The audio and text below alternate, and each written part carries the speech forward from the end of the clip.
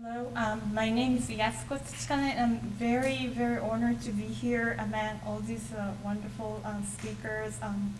delivering such inspiring papers. Thank you very much for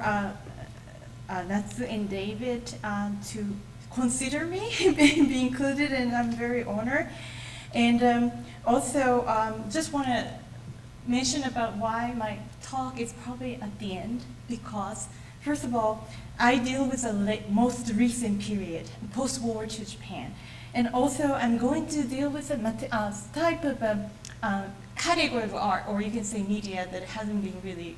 discussed much, ceramics. So it might be proper for you to just have the last segment before we have a very probably interesting discussion.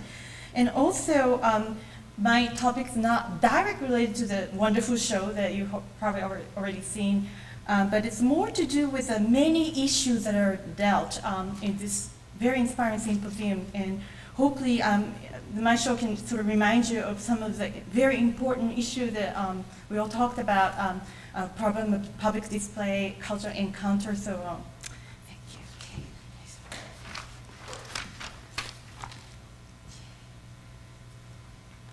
Never before had the status of ceramics in Japan's contemporary society been so highly hailed, and at the same time fiercely contested within Japan's arts and craft war, as in the early decades of the post-World War II period, particularly around the year 1951. This series of debates on ceramics, which unfolded in several domestic art magazines and newspapers, involved an unprecedentedly wide range of art and craft professionals with various specializations and positions in Japan, unconfined by the medium. I would like to present my hypothesis that the debates may have acted as a stimulus to widen the scope of the activities of Japan's ceramics world, represented by several major influential specialists such as Koyama Fujio that you see on your right. Koyama was an internationally renowned Japanese historian of East Asian ceramics par excellence, but was also acting at the time in a matter of many capacities, such as a curator of Tokyo National Museum of Art, a committee member of the nation's preservation of cultural properties, a member of Japan Ceramics Promotion Association, and most importantly for my presentation, a participant of one segment of the debates. The situation surrounding Koyama as a ceramics specialist was twofold, in a sense, somewhat contradictory in nature. On one hand, the variety of hats that he wore as a ceramics specialist indicates how intricately multifaceted the identity of a single medium ceramics could be conceived in the early post-war communities within Japan. In fact, it was largely this ambiguity of status, or one could say infinite possibility, that the ceramics as a category of baked clay objects demonstrated from the 1950s through the beyond the 1960s, both in Japan, in fact, worldwide, that made such an extensive series of debates possible. On the other hand, Koyama, was one of the major promoters of Japanese ceramics to the world, preached on and guarded the East Asian-centered view about ceramics in the early 1950s, despite the fact that his fundamental stance through his career was to be supportive of the diverse approaches to the medium, which he viewed as a sign of a blossoming state of pottery.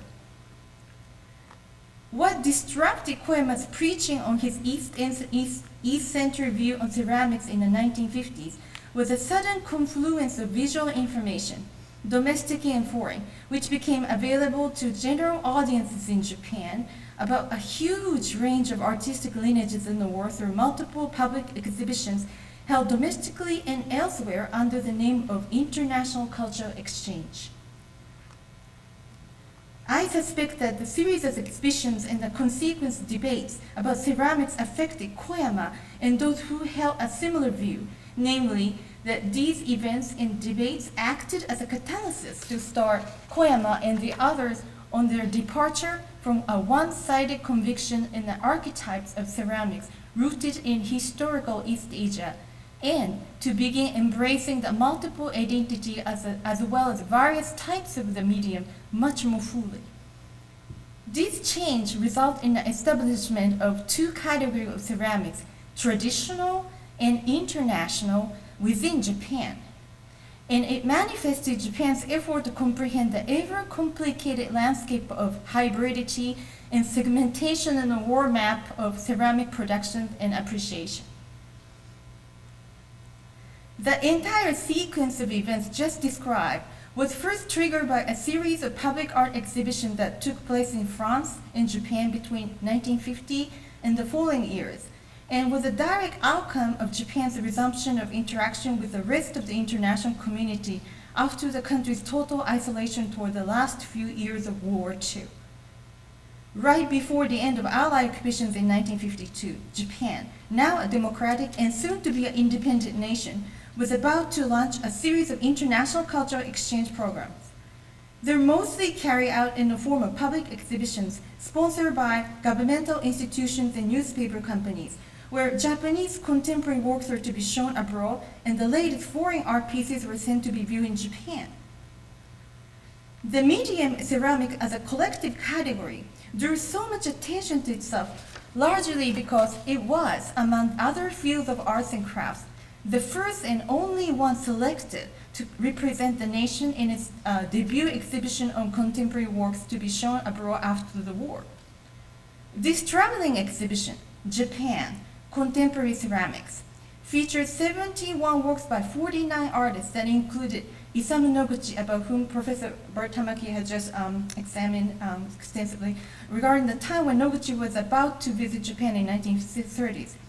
The selected work by Noguchi for this show came from the group of earthenware that he produced during his post-war residence in Japan for a few years, starting in 1950s. As the inclusion of Noguchi works in the exhibition suggested, the scope and the variety of the selection were unprecedentedly ambitious as a contemporary ceramics show defined as Japanese ceramics in Japan. The most conservative knitting artists such as Shimizu Rokubei VI, the former artists such as Tomimoto Kenkichi, and non-affiliated individuals such as Kitaoji Rosanjin, and the ceramics showing the latest avant-garde tendencies such as Yagi Kazuo and Noguchi, were all presented together abroad and to the domestic audience when the show traveled back to the home country the following year. The show marked the country's most comprehensive display of its contemporary ceramic art to that day, and this was put together mostly by Koyama Fujio. In a sense, the most provocative aspect related to the ceramic show was not necessarily the way it served as the first example of Japan's post-war international exchange,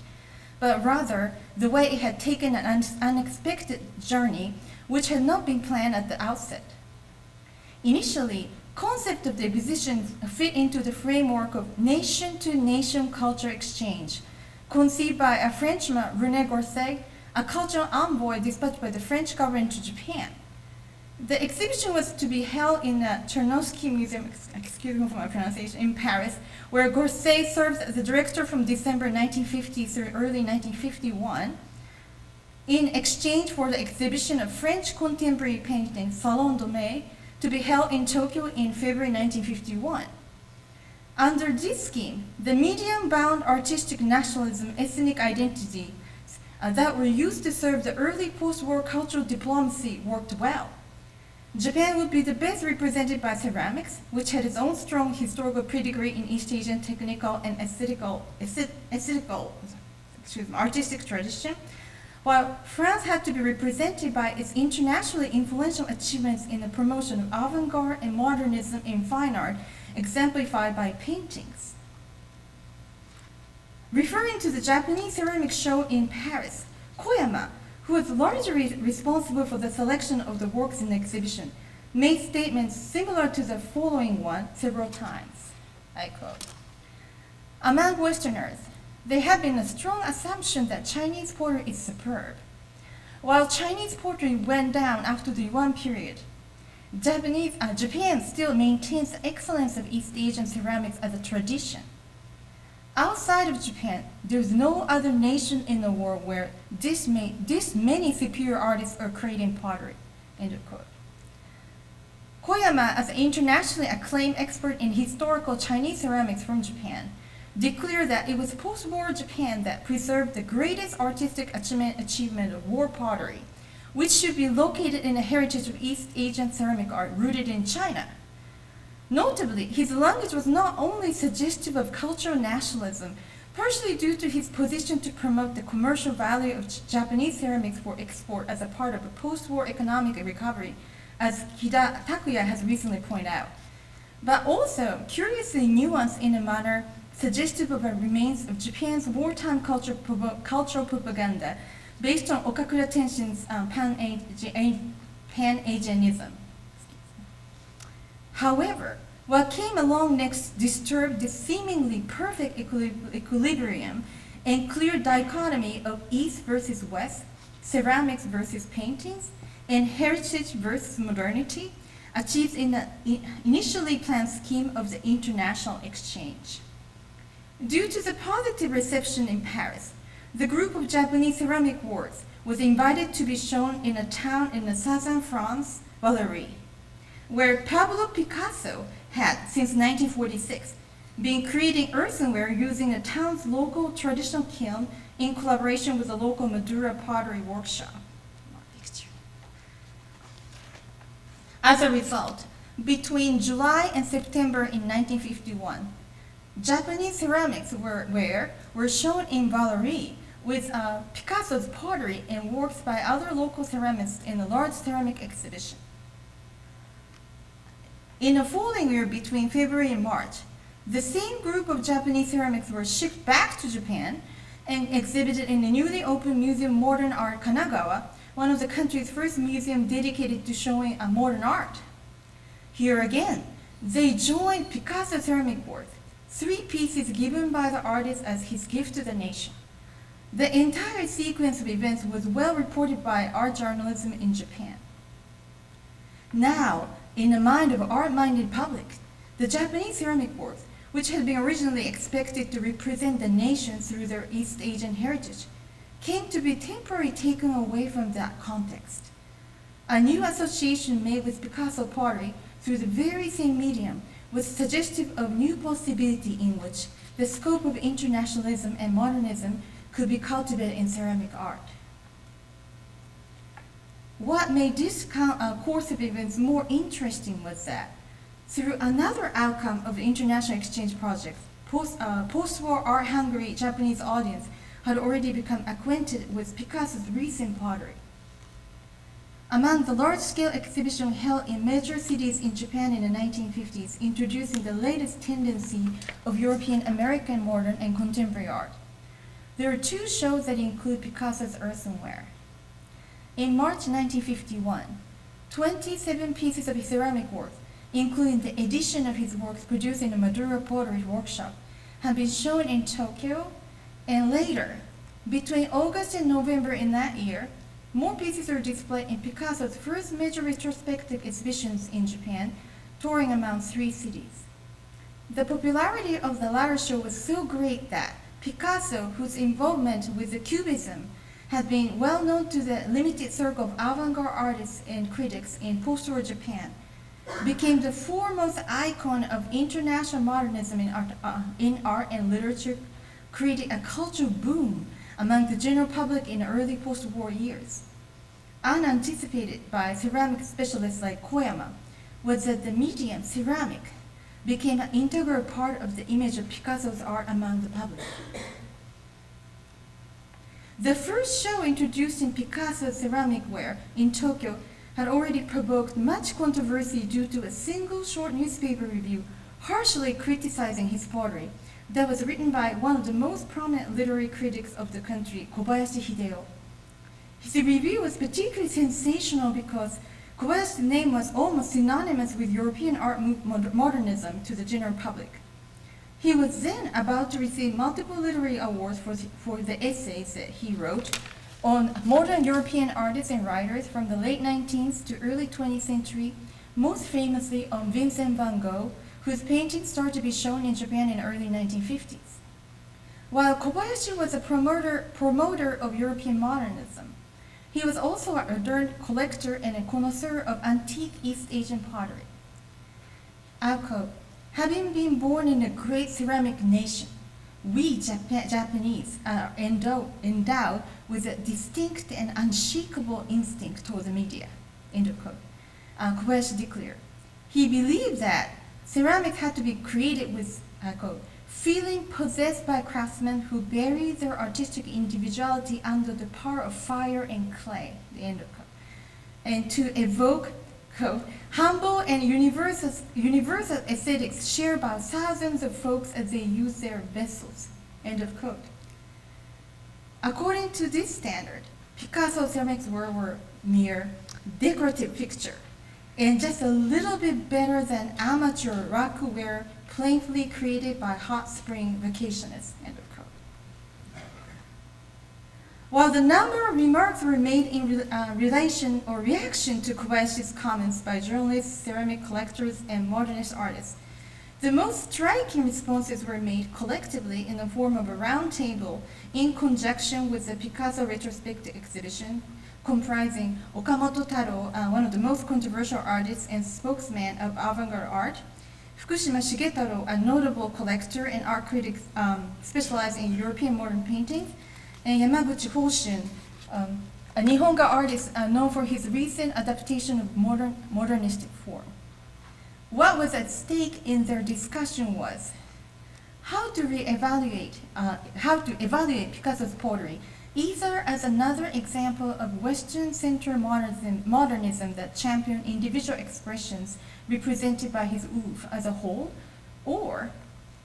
from a completely different standard that they believe was applied by Kobayashi in his criticism toward Picasso's pottery.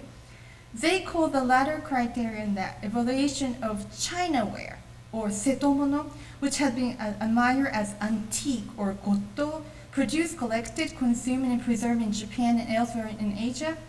according to the archetypes of classical Asian ceramics.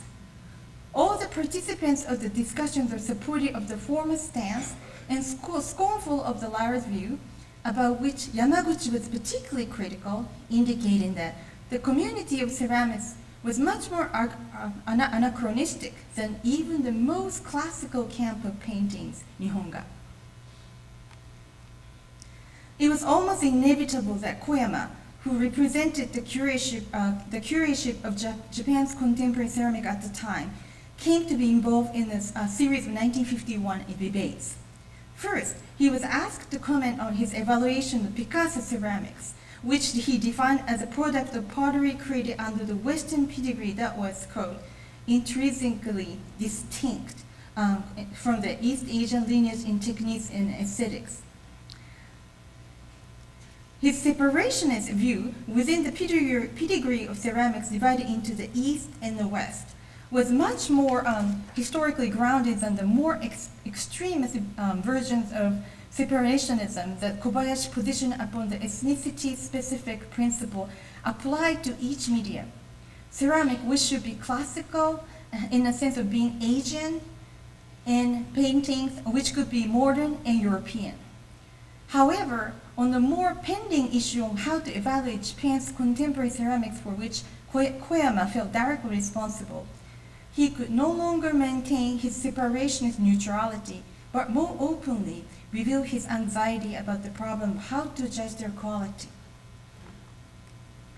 In 2 issues of the Japanese monthly art magazine Mizue in 1951, Koyama and his friend of over 2 decades, Takada Hiroatsu, a Japanese veteran expat sculptor based in Paris, exchanged their opposing opinion about the issue. Having gone to the Paris exhibitions of Japan's contemporary ceramics that Koyama organized, Takada critically pointed out that very quality that Koyama so highly evaluated in these Japanese ceramics work, namely the excellence in techniques that closely adhere to those of the Song and Yuan Chinese wares, in fact appears to restrict and standardize the appearance of many of these Japanese wares when they were shown outside of Asia. To Takada, when what Koyama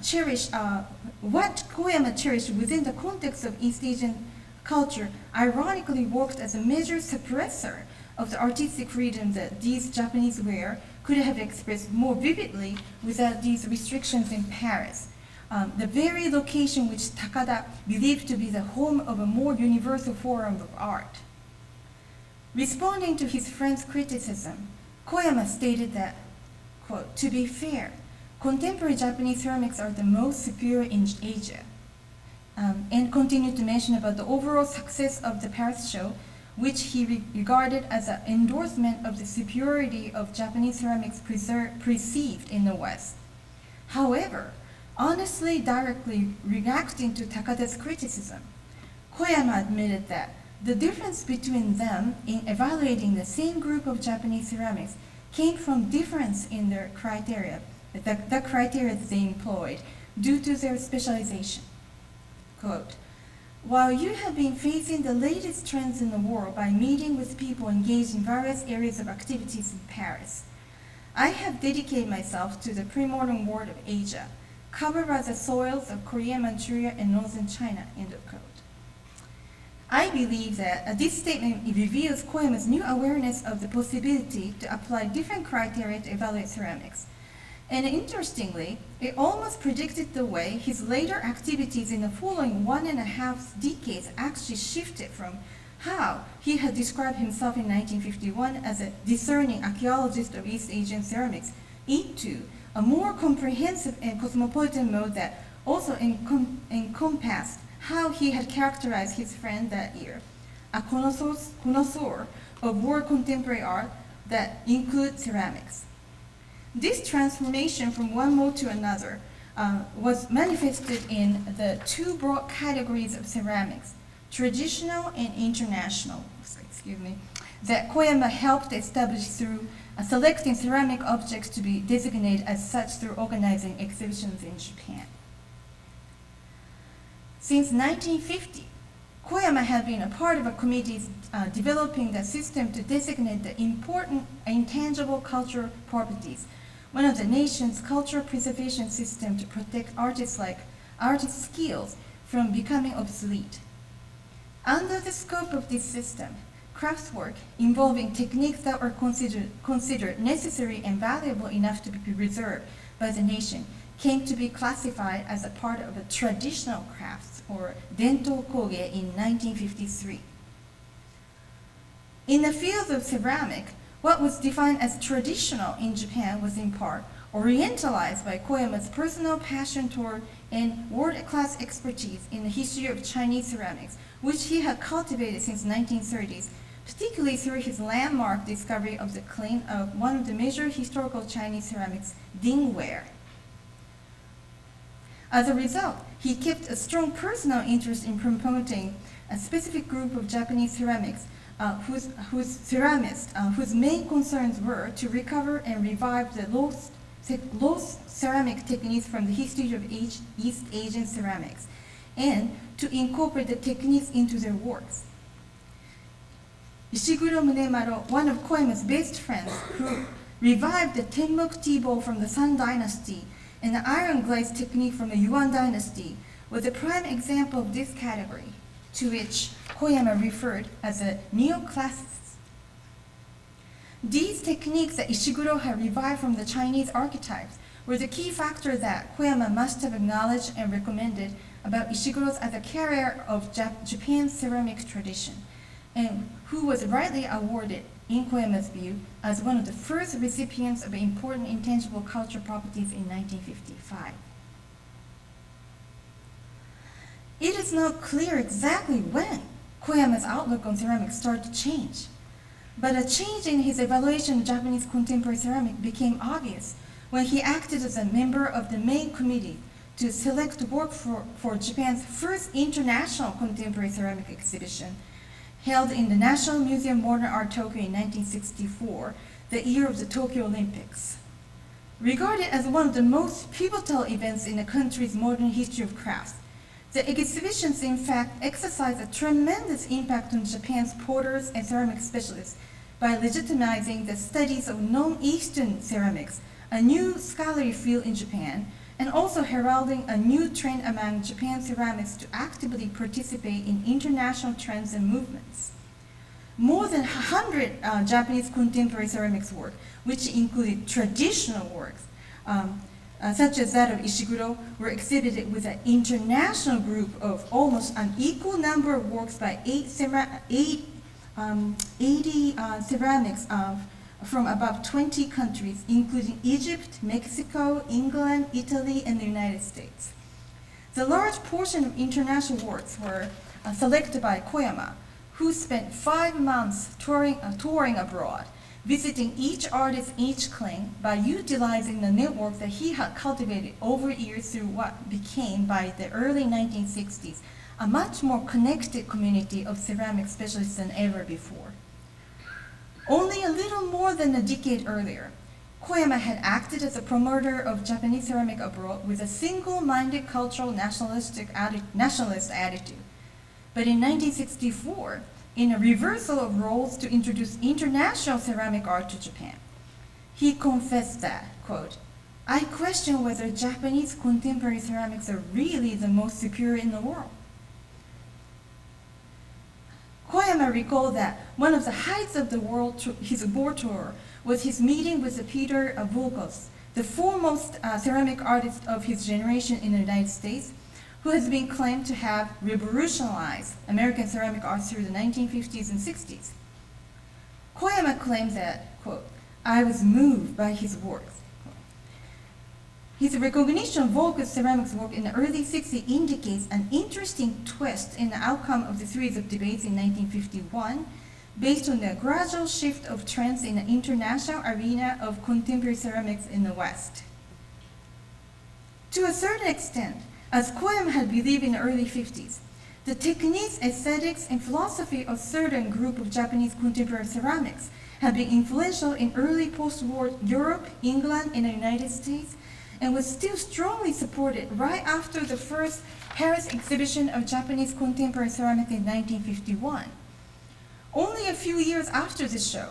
some major members of the Minge movement, such as Yanagi Soetsu, Hamada Shoji, and Bernard Leach, and also independently Kitaoji Rosanjin, toured among multiple cities in the United States, drawing attention of large crowds and students. On the other hand, just in the manner in which Picasso's ceramics became a topic of art world in 1950s in Japan, among Western ceramics, his pottery also stirred controversy around the same period. Picasso's pottery resorted the Mediterranean lineage of vernacular and archaic ceramics that had not been evaluated and therefore appear unconventional and refreshing to Western potters. The popularity of Picasso's novel approach to the lineage of Western ceramics started to gradually replace the previous fad of Japanese ceramics as a major inspiration for Western ceramics through the late 1950s to 60s. Volkos also underwent this shift during the time. While he attended one of the Minge lectures in Los Angeles and was heavily influenced by Rosanjin, he also took a decisive departure from the Oriental mode to a more avant-garde artistic mode in which his interaction with artists from abstract expressionism and his fascination with Picasso pottery spoke more strongly in his work. Under this consideration, Koyama's evaluation of Volkos in 1964 served as another confirmation that Koyama's outlook on ceramics also took a similar path from traditional to international. The entire episode, starting from 1951 through 1964, should be understood in relation to the modern history of ceramics as one branch of crafts, which has lately gained much attention among historians of art, crafts, and design in Japan in their discussion on the boundaries and hierarchy among artistic media. In their debates, crafts, which have its strong historical roots in domestic visual culture and practices,